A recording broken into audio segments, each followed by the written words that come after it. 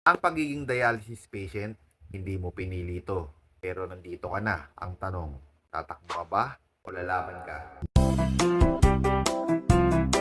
Real talk lang tayo, kahit sino naman. Pag sinabing dialysis patient ka na, mahirap talaga tanggapin sa umpisa. May mga tanong na paulit-ulit na tumatakbo sa ating isipan. Bakit ako? Bakit sila? Okay lang. Ako hindi.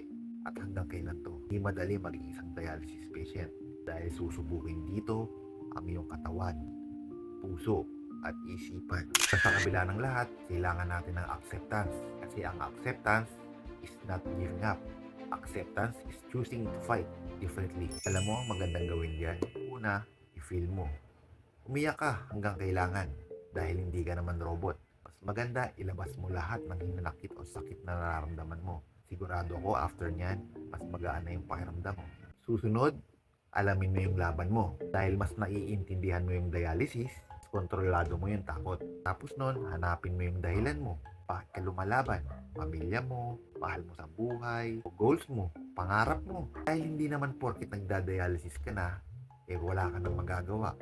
Hindi ibig sabihin nun, hindi mo na maaabot yung pangarap mo. At ang pinakahuli sa lahat, makipag-connect ka sa mga kapwa mo dialysis patient. Dahil hindi ka lang nag-iisa.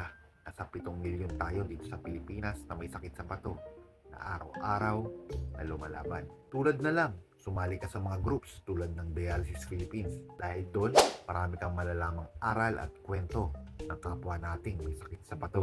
Bilang isang dialysis patient, ang natutunan ko, hindi naman nagtatapos ang buhay sa dialysis.